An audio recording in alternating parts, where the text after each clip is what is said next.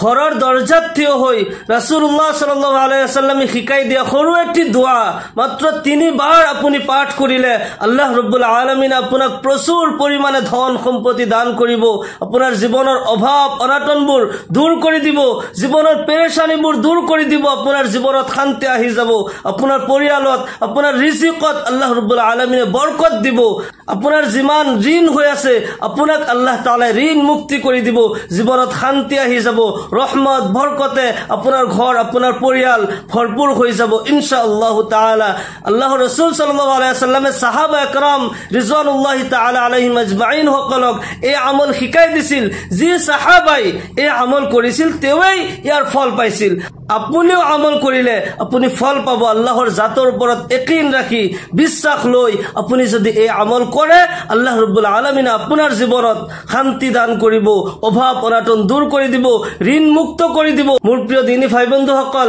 ৰিজিকৰ মালিক আল্লাহ হয় শান্তি দেনৱালা আল্লাহ হয় এই জগতৰ সকলো প্ৰাণীক আল্লাহ ৰাব্বুল আলামিনে খানা খুৱাই আছে মানৱ দানৱ পশু পক্ষী চৰাই চিৰিকটি কীট পতংগ সকলো কিছুৰ মালিক আল্লাহ ৰাব্বুল আলামিন হয় সকলোকে আল্লাহ ৰাব্বুল আলামিনে খানা খুৱাই আছে ৰাতিপুৱা এটা পিপৰা যদি তাৰ গাতৰ পৰা ওলাই যায় ৰাতি আকৌ পুনৰাই আল্লাহ ৰাব্বুল আলামিনে তাক খানা খুৱাই গাতৰ ভিতৰত সোমাবলৈ দিয়ে ভুকত কাকো নাৰাখে আল্লাহ ৰাব্বুল আলামিনে সকলোকে খুৱাই আছে আপোনাৰ মোৰ ৰিজিকৰ মালিক আল্লাহ হয় আমি আল্লাহৰ পৰা বিচাৰিব লাগে ৰাসূলুল্লাহ সাল্লাল্লাহু আলাইহি ওয়াসাল্লামে কয় তোমাৰ যদি জোতাৰ জৰিডাল ছিঙি যায় তুমি আল্লাহৰ ওচৰত বিচৰা কিয়নো আল্লাহ ৰাব্বুল আলামিন সকলো কিছুৰ মালিক হয় সকলো জগতৰ সকলো প্ৰাণীক সকলো জীৱক আল্লাহ ৰাব্বুল আলামিনে ৰক্ষণাবেক্ষণ কৰি আছে আল্লাহ ৰাব্বুল আলামিন আমাৰ প্ৰতিপালক হয়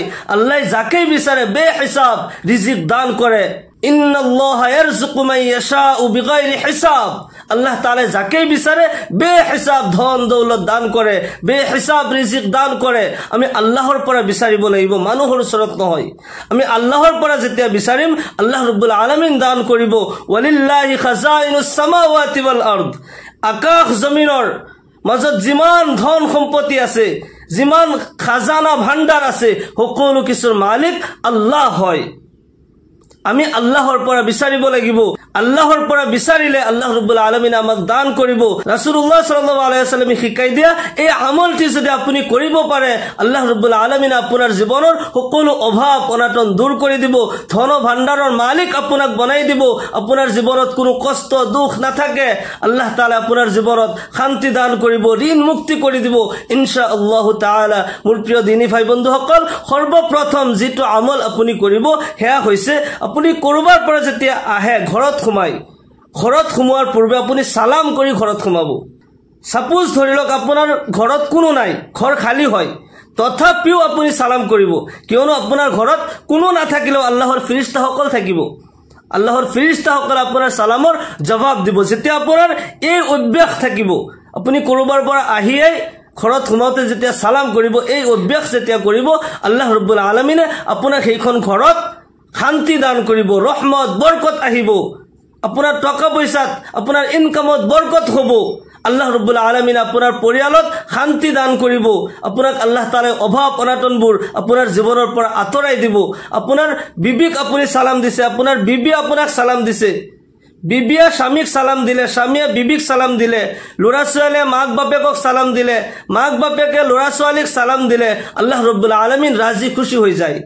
হে পৰিয়ালত শান্তি আহে কিয়নো সালামৰ অৰ্থ হৈছে যে আল্লাহৰ পক্ষৰ পৰা তোমাৰ ওপৰত শান্তি বৰ্ষিত হোক আসসালামু আলাইকুম ওয়া ৰাহমাতুল্লাহি ওয়া বাৰাকাতুহু যেতিয়া সালাম দিব তেতিয়া বেছিকৈ দোয়া কৰিব অকল আসসালামু আলাইকুম নহয় বহুতেই দেখোন আসসালামু আলাইকুম বুলি কয় আসসালামু আলাইকুম বুলি কলে আকৌ সালাম নহল সাম মানে কিন্তু মউত সাম এই কথাটো ভাঙি দিও ৰাসূলুল্লাহ সাল্লাল্লাহু আলাইহি ওয়াসাল্লামৰ ওচৰত কিছুমান মুনাফিক আহি সালাম আলাইকুম বুলি কৈছিল তেতিয়া আয়েশা সিদ্দিকা রাদিয়াল্লাহু আনহাই প্ৰশ্ন কৰিছে ইয়া ৰাসূলুল্লাহ সাল্লাল্লাহু আলাইহি ওয়াসাল্লাম এওঁলোকে দেখোন আপোনাৰ মউত কামনা কৰিছে মৃত্যু কামনা কৰিছে সালাম আলাইকুম বুলি কৈছে ৰাসূলুল্লাহ সাল্লাল্লাহু আলাইহি ওয়াসাল্লাম উত্তৰত কৈছে যে তুমি শুনা নাই মই কি উত্তৰ দিছো ময়ো ওয়া আলাইকুম বুলি কৈছো, সাম বুলি ক'ব নালাগে। সাম মানে মৌত। আসসালামু আলাইকুম বুলি ক'লে সাম হৈ যায়, প্ৰায় সাম হৈ যায়। গতিকে আসসালামু আলাইকুম শুদ্ধ কৰি সালাম দিব। আসসালামু আলাইকুম, আপোনাৰ ওপৰত আল্লাহৰ পক্ষৰ পৰা শান্তি বৰ্ষিত হওক। ওয়া ৰাহমাতুল্লাহ, আল্লাহৰ পক্ষৰ পৰা আপোনাৰ ওপৰত ৰহমত, আল্লাহৰ ৰহমত আপোনাৰ ওপৰত বৰ্ষিত হওক। ওয়া বাৰাকাতুহ, আৰু আল্লাহৰ বৰকত আপোনাৰ ওপৰত অৱতীৰ্ণ হওক। সুবহানাল্লাহ, কিমান ধুনীয়া এটা দোৱা হয়। আসসালামু আলাইকুম ওয়া ৰাহমাতুল্লাহি ওয়া বাৰাকাতুহ। যেতিয়া কাৰোবাক সালাম দিব ধুনীয়াকৈ এনেকুৱাকৈ সালাম দিব। যেতিয়া ইজন সিজনৰ মাজত যেতিয়া সালামৰ প্ৰচলিত হ'ব, সালাম যেতিয়া প্ৰচলন হ'ব, আল্লাহ ৰাব্বুল আলামিন উভয়ৰ প্ৰতি ৰাজি হৈ যায়। স্বামীয়ে স্ত্ৰীক সালাম দিলে, স্ত্ৰীয়ে স্বামীক সালাম দিলে, ল'ৰা ছোৱালীয়ে মাক বাপেকক সালাম দিলে, মাক বাপেকে ল'ৰা ছোৱালীক সালাম দিলে, আল্লাহ ৰাব্বুল আলামিন সকলোৰে প্ৰতি ৰহমত, বৰকত, শান্তি বৰ্ষিত কৰে। আল্লাহ ৰাব্বুল আলামিনে সকলোৰ প্ৰতি ৰাজি হৈ যায়। সেইকাৰণে আপুনি যেতিয়া কৰবাৰ পৰা ঘৰত আহি সোমাব, সৰ্বপ্ৰথম আপুনি সালাম দি সোমাব। ঘৰত কোনো নাথাকিলেও, খালী ঘৰ থাকিলেও আপুনি সালাম দিব। আপোনাৰ সালামৰ জবাব আল্লাহৰ ফেৰেশতাসকলে দিব। সেইকাৰণে আপুনি সৰ্বপ্ৰথম এই আমলটো কৰিব, এইটো অভ্যাস কৰি ল'ব। কৰবাৰ পৰা আহিয়ে ঘৰত সোমোৱাৰ আগতে কোনো নাই, তথাপিও আসসালামু আলাইকুম ওয়া ৰাহমাতুল্লাহি ওয়া বাৰাকাতুহ এনেকুৱাকে সালাম দি আপুনি ঘৰত সোমাব। চাব, আপুনি প্ৰমাণ কৰি চাব, কিছু দিনৰ পিছতেই আপুনি এনেকুৱাকে আমল কৰি থাকিব, আপোনাৰ জীৱনত শান্তি আহি যাব। আল্লাহ ৰাব্বুল আলামিনে আপোনাৰ অভাৱ অনাটনবোৰ দূৰ কৰি দিব, ঋণ মুক্তি কৰি দিব, জীৱনত শান্তি আহিব। এক নম্বৰ আমল আপুনি এইটো কৰিব। দ্বিতীয় নম্বৰ যিটো আমল সেয়া হৈছে সূৰা ইখলাছ। আপুনি পাঠ কৰিব, কমপক্ষে এবাৰ আপুনি পাঠ কৰিব। সূৰা ইখলাছৰ বহুত ফজিলত আছে।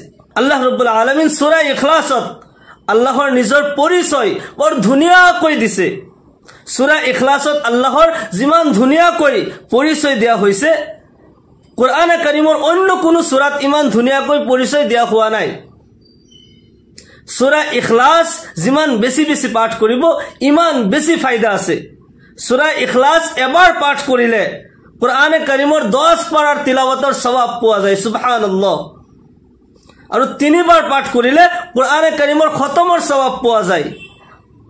আপুনি সূৰা ইখলাছ কমপক্ষে এবাৰ পাঠ কৰিব। এজন সাহাবা, তেখেতক ৰাসূলুল্লাহ সাল্লাল্লাহু আলাইহি ওয়াসাল্লামে আমিৰ বনাই এটা জামাত দি পঠাইছিল।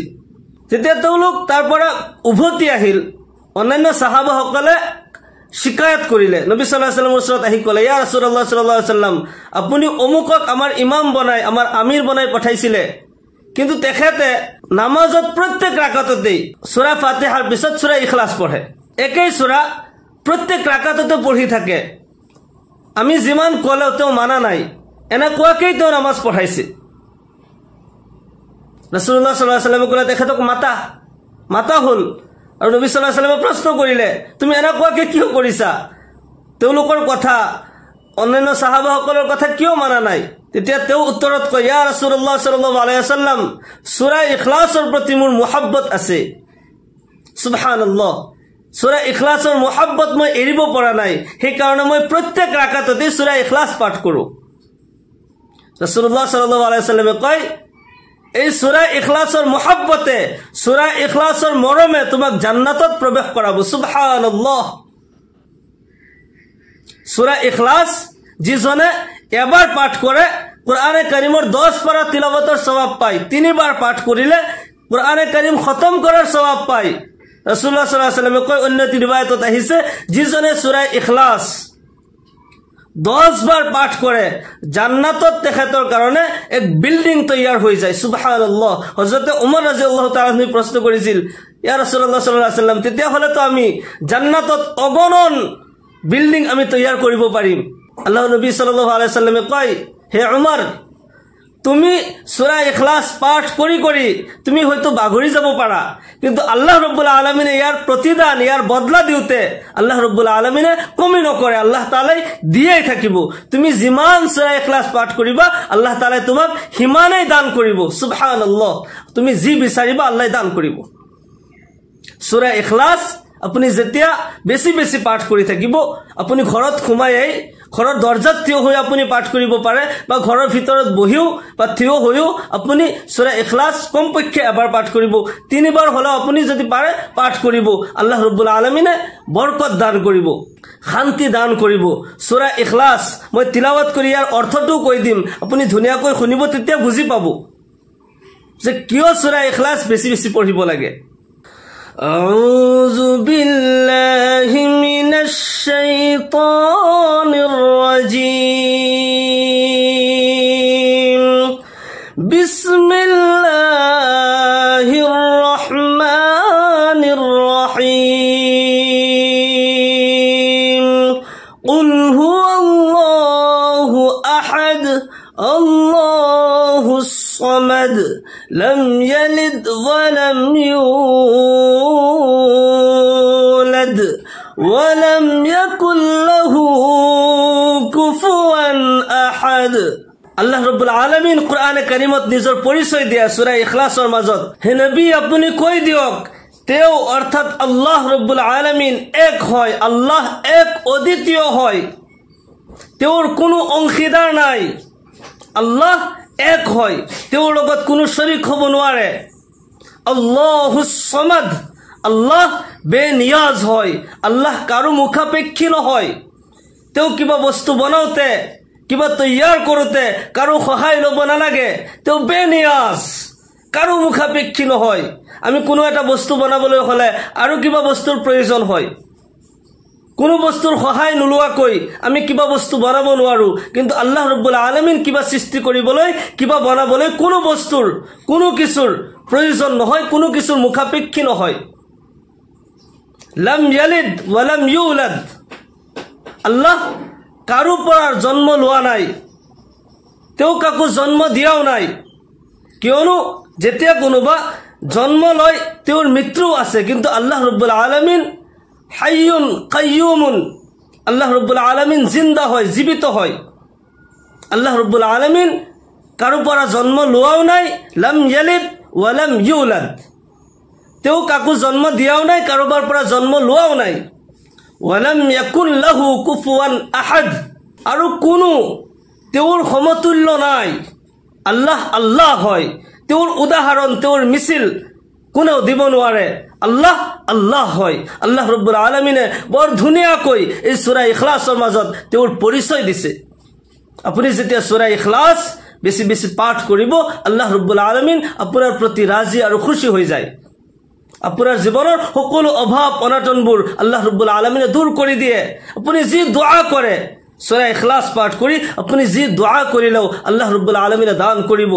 2 নম্বৰ আমলটি হৈছে যে আপুনি সূৰা ইখলাছ পাঠ কৰিব। প্ৰথম হৈছে যে আপুনি ঘৰত সোমাওতে সালাম কৰি ঘৰত সোমাব। 2 নম্বৰ আমলটো হৈছে আপুনি সূৰা ইখলাছ পাঠ কৰিব, কমপক্ষে এবাৰ হ'লে আপুনি পাঠ কৰিব। 3 নম্বৰ যেটো আমল কৰিব হেয়া হৈছে আল্লাহ ৰাসূল জনাবে মুহাম্মদুৰ ৰাসূলুল্লাহ সাল্লাল্লাহু আলাইহি ওয়াসাল্লামে এজন সাহাবাক এই আমল শিকাই দিছিল।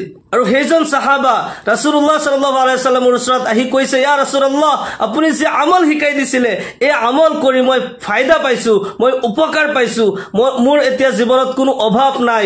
আল্লাহ ৰাব্বুল আলামিনে মোৰ অভাৱ অনাটনবোৰ দূৰ কৰি দিছে। মোৰ জীৱনত আল্লাহ তাআলাই বহুত শান্তি দান কৰিছে। মোৰ আল্লাহ তাআলাই যিমান ঋণ আছিল ঋণ মুক্ত কৰি দিছে। এতিয়া মোৰ কোনো ধৰণৰ অভাৱ নাই।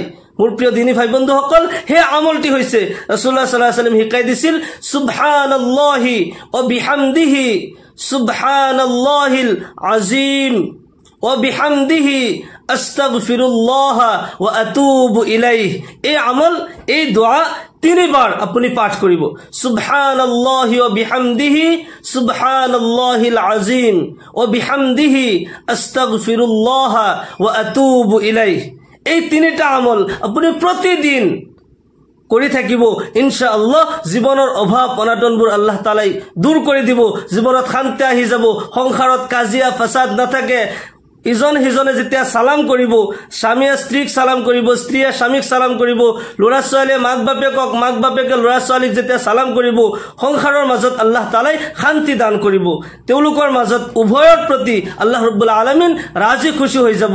আল্লাহ তাআলাই তেওঁলোকৰ অন্তৰত মহব্বতৰ সৃষ্টি কৰি দিব। জীৱনৰ কোনো অভাৱ অনাটন নাথাকে। আল্লাহ তাআলাই জীৱনত শান্তি দান কৰিব। মোৰ প্ৰিয় দিনী ভাই বন্ধুসকল, আল্লাহ ৰব্বুল আলামিন আমাক সকলোকে এই আমলৰ পৰা উপকৃত হোৱাৰ তৌফিক দান কৰক। সকলোৱে কওক আল্লাহুম্মা আমিন। ওয়া আখিৰু দাওয়ানা আনিল হামদুলিল্লাহি ৰাব্বিল আলামিন। আসসালামু আলাইকুম ওয়া ৰাহমাতুল্লাহি ওয়া বাৰাকাতুহু।